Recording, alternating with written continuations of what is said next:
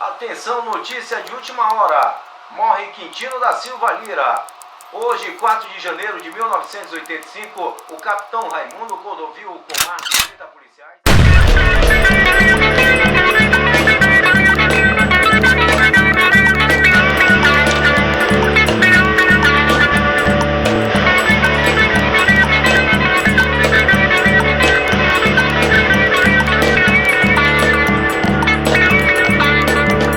Irmãos que estão me escutando, prestem bem atenção.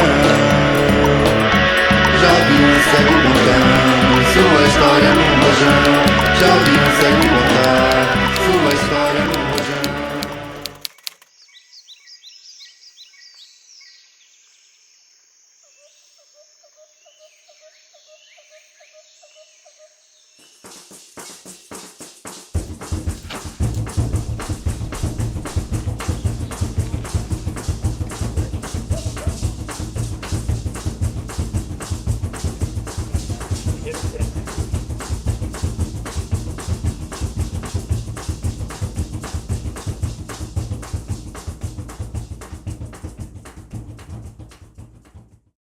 A primeira levata ao Quintino foi quando aconteceu aquela morte do Bragança, né?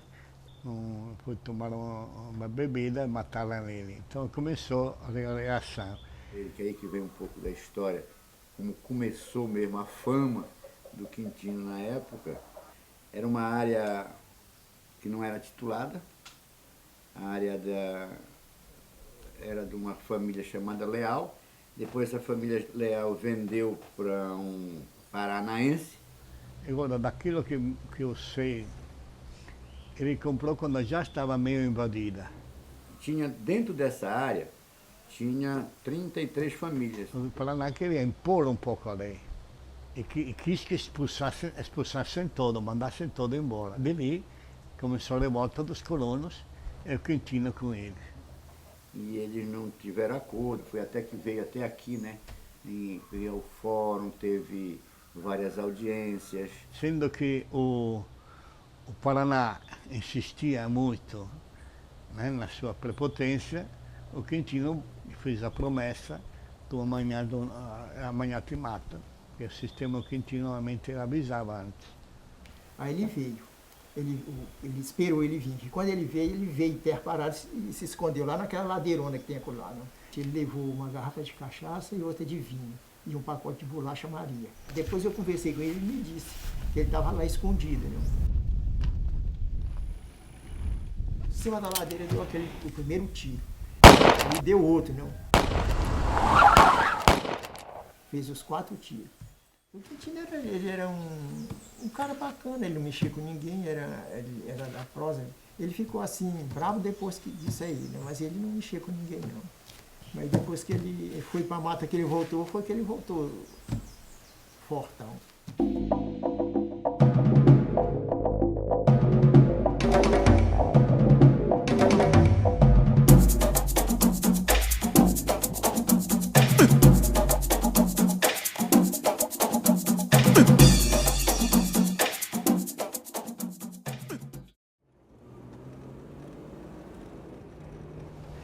Dali começou a nascer as confusões na área da Cidapara. Aí entrou uma firma deles, que é trabalhar de garimpo, e repartiram a terra. Primeiro grupo é a Cidapá, que é a Cidapá 1. Segundo grupo, Comepá. Terceiro grupo, Tropará. Eles já estavam divididos nesses 4 grupos. Quando chegou nesse caminho do Alega, eles se ajuntaram, um horror de pistoleiro, não deixava ninguém passar. Estavam invadindo as casas, tomando as armas, pitando a saracura. Lá um dia o negócio caiu na costa dele e abrimos o caminho. Foi obrigado nós a abrir. Lá ficou os 4 pistoleiros mortos e o resto correram. A briga era desse jeito. Eram vários grupos que se uniam, né, e se protegiam reciprocamente neste sentido. Os 3 grupos se uniram e começaram a formar verdadeiramente uma, digamos, uma união e tendo o Quintino um pouco no começo como o chefe e o responsável principal. E aí com isso a gente tinha outro povo que brigava com as leis, né? O Chico Barbudo, que incentivava os colônios também para ir ao pé do governador Jader Barbalho para ver se conseguia a terra. E nós buscávamos apoio fora, muitas vezes na Assembleia Legislativa. E o nosso foco era sempre o governador do estado, que era ele que podia nos ajudar na época. A atuação do Jader Barbalho no momento, naquela época, durante o conflito, a gente até achava que ele ia resolver o problema. Mas isso foi uma ilusão, que chegou o tempo que ele abandonou os agricultores, que ele não podia mais fazer nada. Teve uma época que ele falou que os colônios também faziam parte dele, dá o jeito deles. E alguém que estava participando da reunião perguntou, mas como, Excelência, que jeito que nós vamos dar? Vocês não têm espingarda? Até que esse processo foi e se esgotou, porque a gente ia, pelejava, pedia a ação da polícia, por exemplo, para vir para proteger os colonos e as famílias. A polícia vinha, mas a primeira coisa que ela fazia era ir na sede da empresa. E aí a gente foi desconfiando que a polícia, na verdade, ao invés de estar trabalhando a nosso favor, trabalhava contra. Aí com isso, a gente revoltou. Aí formei uma equipe no Alegre. E começou a briga, né? Pistoleiro da Cidapá contra a turma do Quintino. Veja bem, a turma do Quintino foi um povo que tiveram a coragem de enfrentar junto com ele, né? Não foi pessoas contratadas por fulano, seu cicano, era colônia que precisava também da terra. A gente não queria entrar para esse lado armado, mas a necessidade nos levou a isso, e o Quintino foi o primeiro que entendeu. E disse, ó, daqui para frente não tem, eles não respeitam a gente, não tem ordem para eles, a farda que eles vestem não é deles, então não adianta que nós não vamos aqui conseguir muita coisa. O que nós vamos poder fazer aqui, já que bala entra em nós, entra neles também. E até por uma decisão maior do próprio Quintino, dizer, eu não vou mais esquentar banco da justiça. Esse foi o termo que ele usou na época. Ele disse, ó, daqui para frente nós vamos lutar, mas a mira da minha espingarda, o cano do meu revólver agora é que vai falar.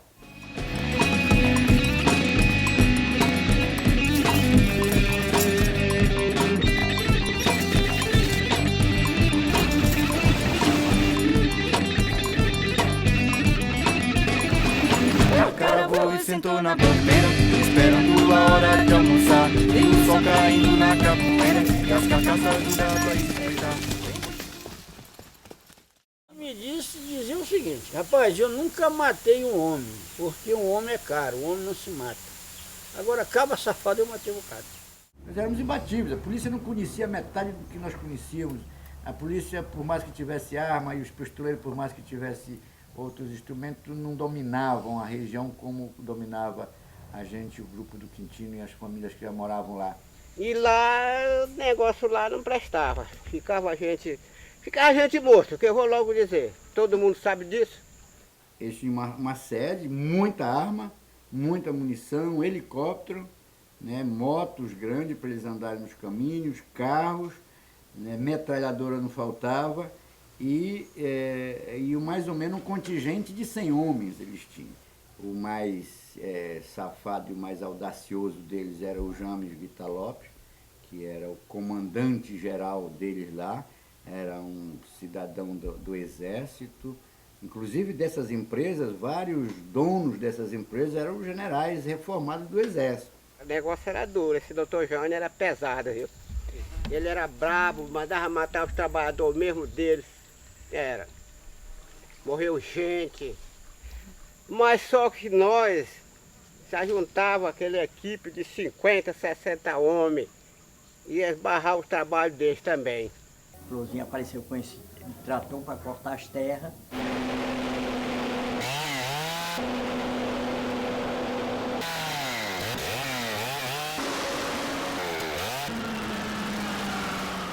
O Florzinho tinha essa área de terra bem aqui, que hoje é dos colônios.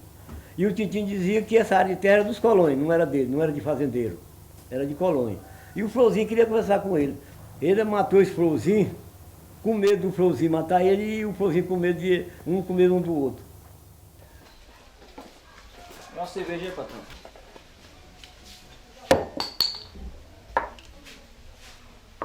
Dá um copo, Florzinho? Não, obrigado.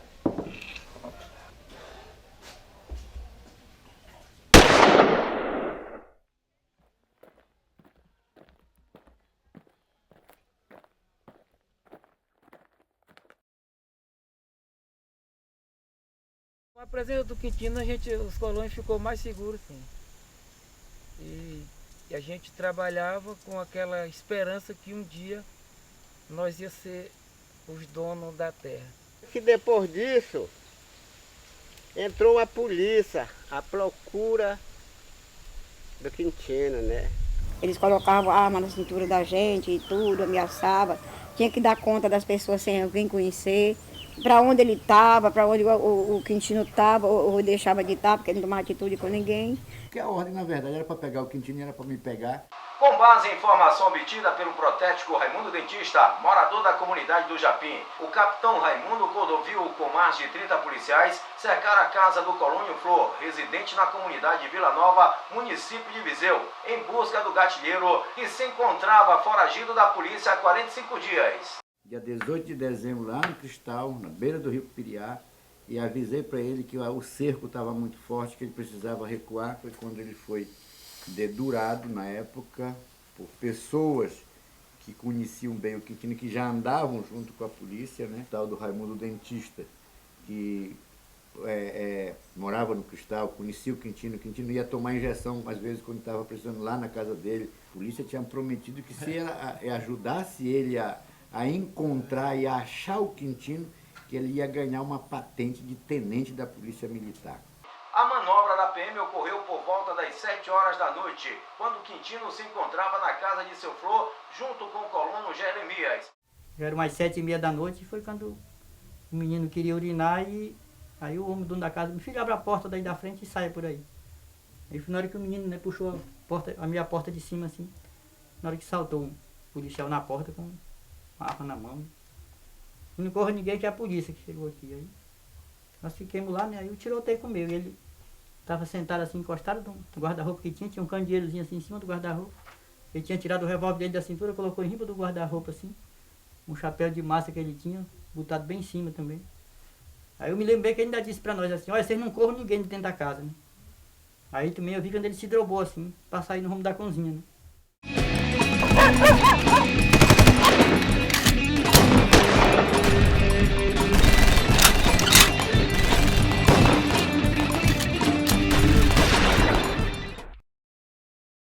Desarmado e surpreendido pela polícia, Quintino ainda tentou fugir em direção à mata. Saiu a faixa dos 200 tiros. Igualmente ia ser uma guerra civil que eu nunca vi. Atiraram muito, que assim aberando a casa do homem, tinha umas pés de mangueira, os matos que tinha, ficou tudo torado de bala, né? Depois que mataram o homem, que o homem estava lá morto.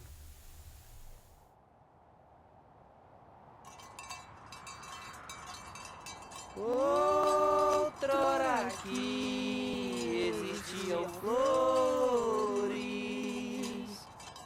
hoje, porém, as lágrimas que banhavam a terra secaram.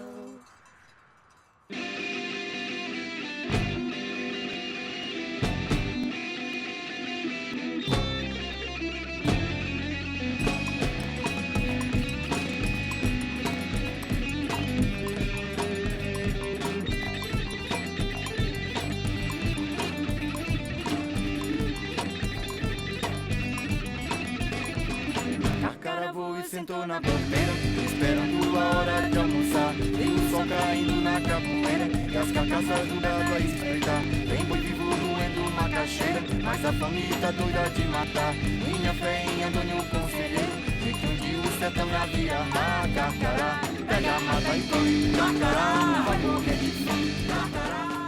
Deu a vida que nem Jesus deu por nós tudo. Mas foi embora, mas deixou nós tudinho. Todo mundo já está terminando de criar os filhos. Era um homem que lutava sempre pelos colonos.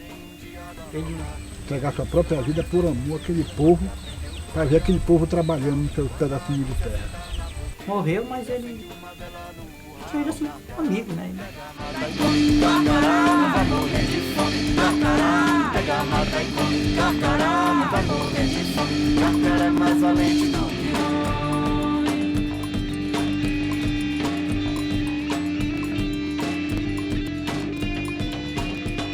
Te entrega, Curi. Eu não me entrego, não. Te entrega, Curi. Eu não me entrego, não.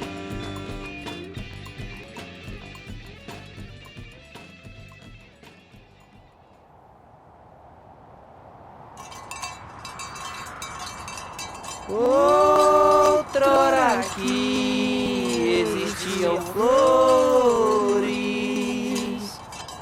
Hoje, porém, as lágrimas que banhavam a terra secaram.